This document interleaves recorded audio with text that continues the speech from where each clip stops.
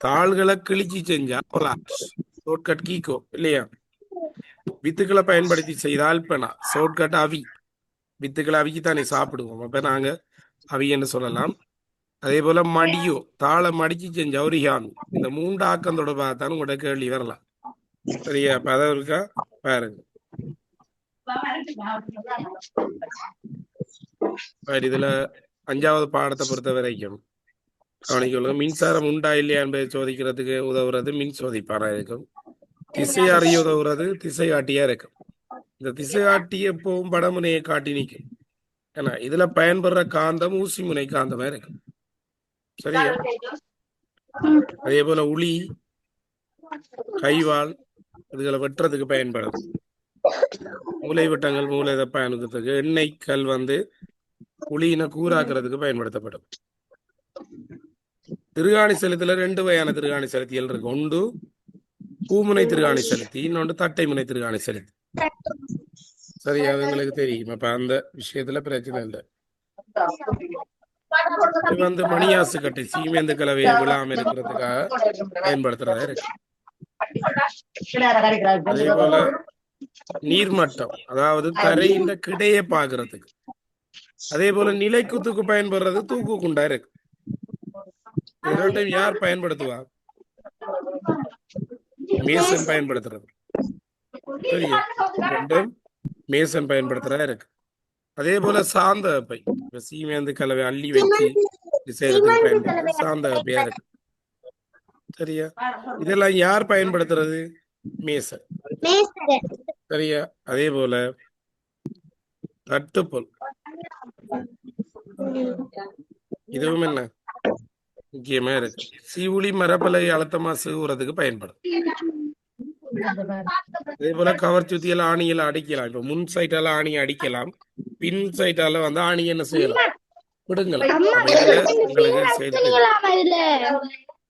இதுல டவுட் என்ன கேளுங்க. இல்லாடி உங்களோட எல்லாரும் வீடியோ ஆன் பண்ணிக்கொள், மியூட் பண்ணிக்கொள்ளுங்க எல்லாரும்.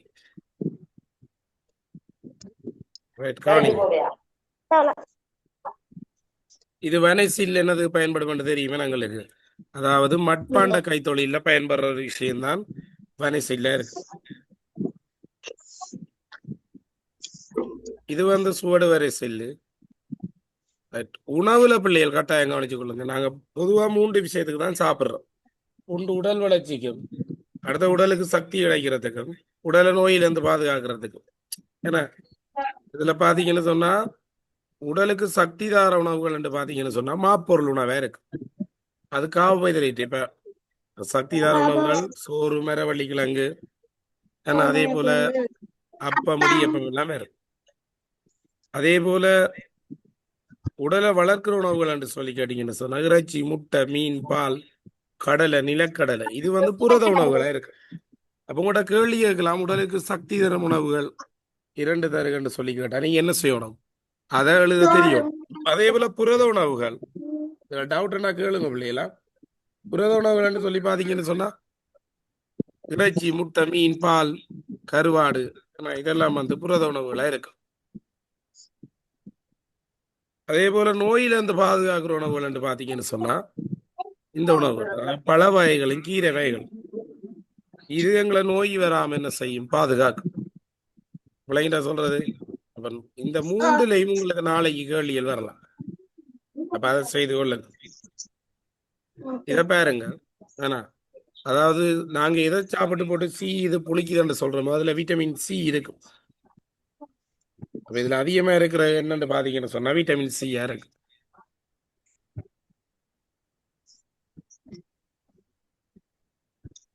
அதே போல பொருள் ஒன்றை வாங்கக்குள்ள நாங்க 5 விஷயம் கவனத்துல கொள்ளணும். ஒன்று காலாவதி தேதி, உற்பத்தி தேதி, பொருள்ற விலை, பொருளின் போசனை, தரச்சான்றுகள். தரச்சான்றிதழ்ல 2 தரச்சான்றிதழ் இருக்கு. ஒன்று SLS, இன்னொன்று ISO. SLS, ISO சொல்றது 2 தரச்சான்றிதழ். அது இருக்குது. அடுத்த பாருங்க. இப்ப வெளிவார எல்லா பான போத்தல்களையும் இந்த 3 விஷயமும் இருக்கு. அதாவது சிவப்பண்டா அதிக சீனி. என்ன உண்மையில பச்சை நிறத்துக்குள்ள சீனி இல்லை. சரி, இதுல பிள்ளையாக்கிடாது. காலாவதியான உணவுகளை சாப்பிட்டீங்கன்னா உங்களுக்கு இந்த வருத்தங்கள் ஏற்படலாம். வாந்தி பேதி, மயக்கம், வயிற்றோட்டம்.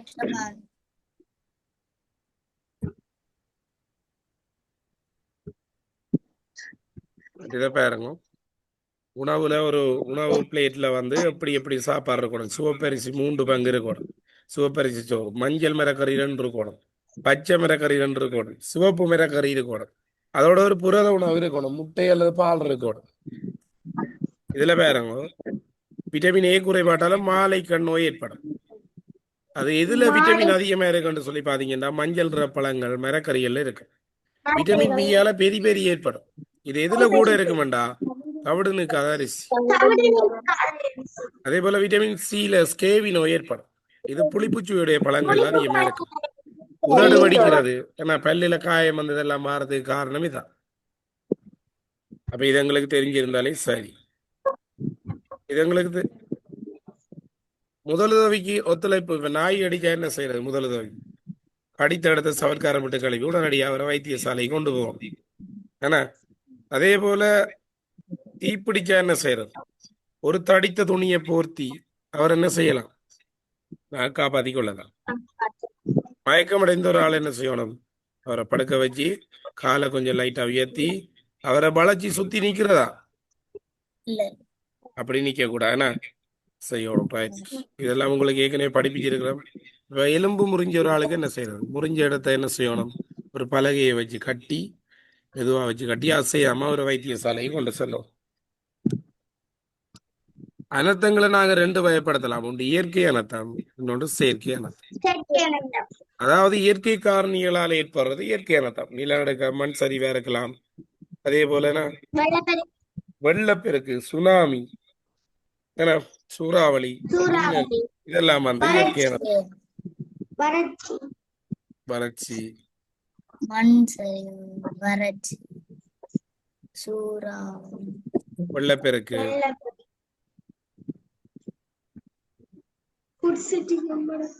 இதெல்லாம் வந்து இயற்கை அனர்த்தங்களா இருக்கலாம். நோய்களை நாங்க 2 வகைப்படுத்தலாம். ஒன்று தொற்று நோய், இன்னொன்று தொற்றா நோய்.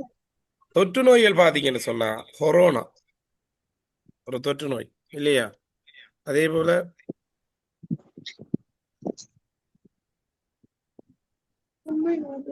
அம்மை நோய் ஒரு தொற்று நோய். அதே போல டெங்கு, மலேரியா, ஜானைக்கால், சிக்குன்குனியா ஒரு தொற்று நோயா இருக்கு. அடுத்தது பாத்தீங்கன்னு சொன்னா காச நோய் ஒரு தொற்று நோயா இருக்கு. அதே போல கண் வேர்க்கம். தொற்றா நோய்களை பாருங்க.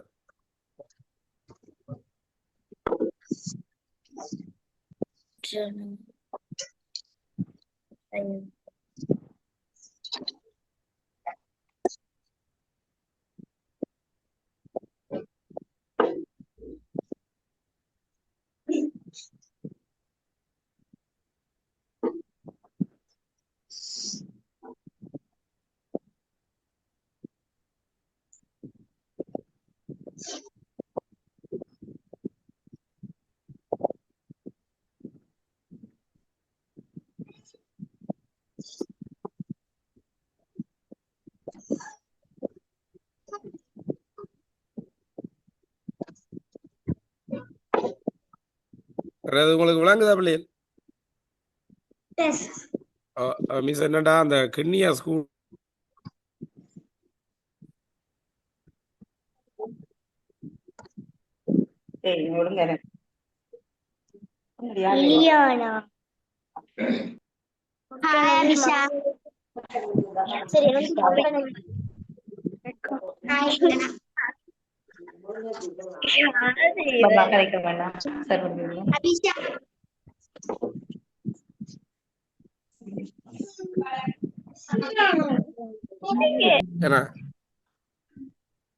அதே போல கவனிச்சு கொள்ளுங்க, சில தவறான பழக்க வழக்கங்களால ஏற்படலாம். ஆகவே இதெல்லாம் தொற்றா நோய். இதை பாருங்க, மரங்களை தரிக்கிறதாலையும் மலைப்பகுதிகளை மண்ணை வெட்டி அப்புறப்படுத்துவதாலும் என்ன நடக்கலாம்? மண் சரிவு ஏற்படலாம். இதுல பாத்தீங்கன்னு சொன்னா அந்த வீதி அமைக்கிறதுக்காக தான் செய்திருக்கிறாங்க. ஆனா அங்க பாத்தீங்கன்னு சொன்னா மண் சரிவு ஏற்பட்டிருக்கு. இப்ப அதுல எங்களுக்கு உங்களுக்கு தெரிஞ்சிருக்கும். சரி, அதே போல தாழ்நிலங்களை நிரப்புறது, இப்ப வீடு கட்டுறதுக்கு அதே போல இதுகளுக்காக தாழ்நிலங்களை நிரப்புறதால என்ன நடக்கும்னு சொன்னா வெள்ளப்பெருக்கு ஏற்படுது. சரி, இப்ப இதுல பாத்தீங்கன்னு சொன்னா இது ஆபத்தான சந்தர்ப்பங்கள் என்று சொல்லி பாத்தீங்கன்னு சொன்னா ஆபத்தான வேளையில வந்து நாங்க படகோட்டு செல்றது, மின்னல் மின்ற திறந்த வழியில சஞ்சரிக்கிறது, இதெல்லாம் என்ன செய்யும்? ஆபத்தானது. மின்னல் வெள்ளம் ஏற்பட்டா இடத்துல பள்ளம் இருக்கு, இடத்துல இது சொல்லி சொல்லலாம். அப்ப அதனால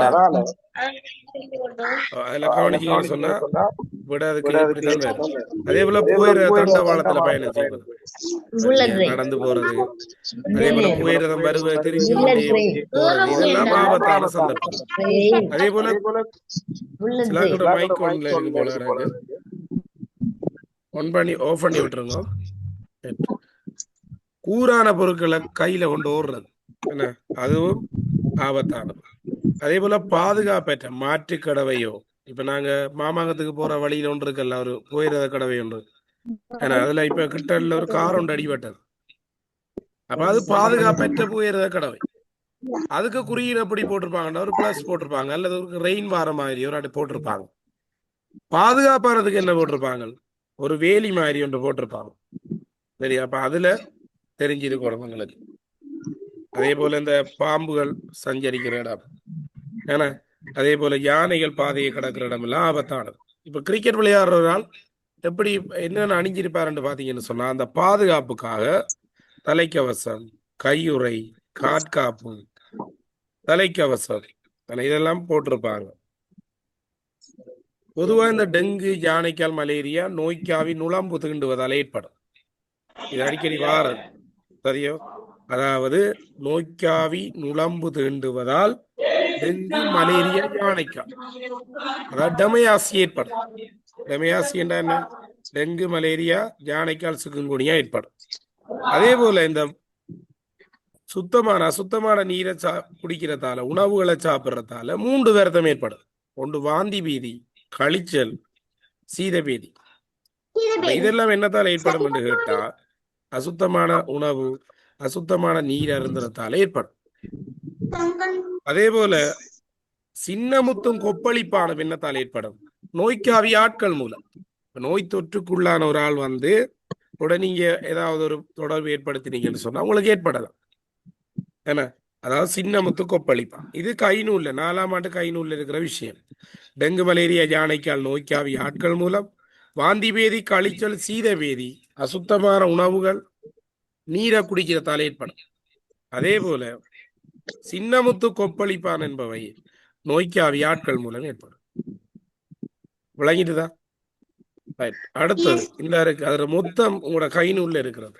அதே போல அதிகளவான இனிப்பு சாப்பிட்டீங்கன்னா உங்களுக்கு நீரிழிவு ஏற்படலாம்.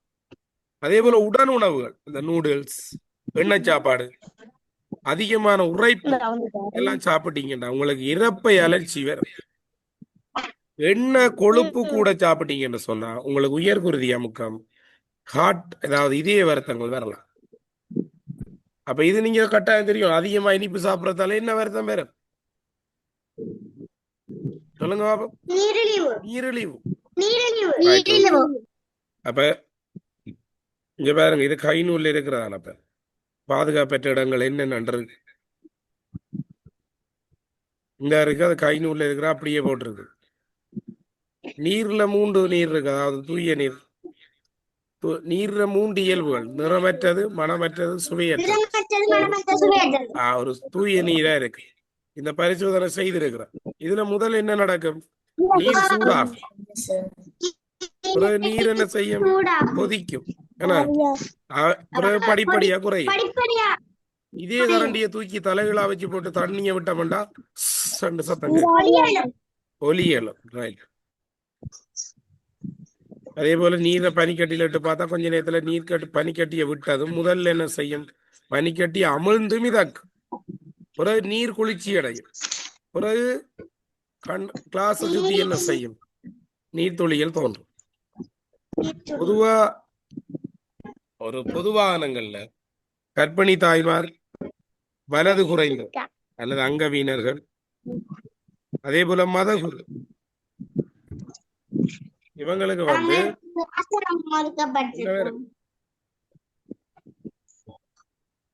இவங்களுக்கு வந்து இந்த வருத்தங்களே பண்ணலாம்.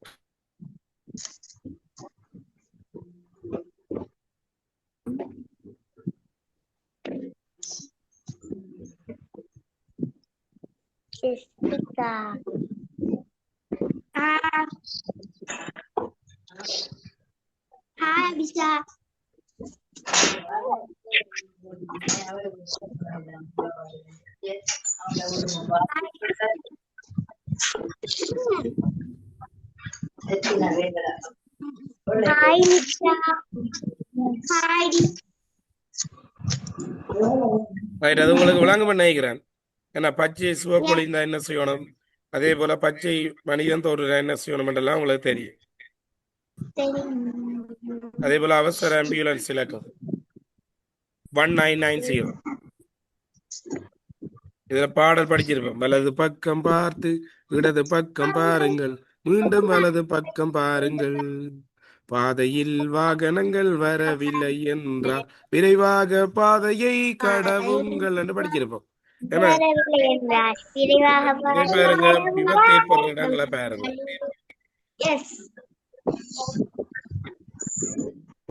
அதே போல பொதுவானங்கள்ல பயணம் செய்யறா கட்டாயம் பயணச்சீட்டை பெற்றுக்கொள்ளும். ஏன்னா அதே போல ஆறுகள் கடலோட கலக்கிற இடம் இது உங்களுக்கு தேவையில்லை. தேசப்படங்கள்ல ஏன்னா 4ஆம் ஆண்டாங்களுக்கு பெருசா இது தேவையில்லை, வராது. அதே போல சூரிய குடும்பத்துல மிகப்பெரிய கோள் இதெல்லாம் உங்களுக்கு அடுத்த அலகு 11வது அலகு. சரியோ? அப்ப பார்த்த 10 அலகுல முக்கியமான விஷயம் அவ்வளவு பார்த்துருக்கிறோம்.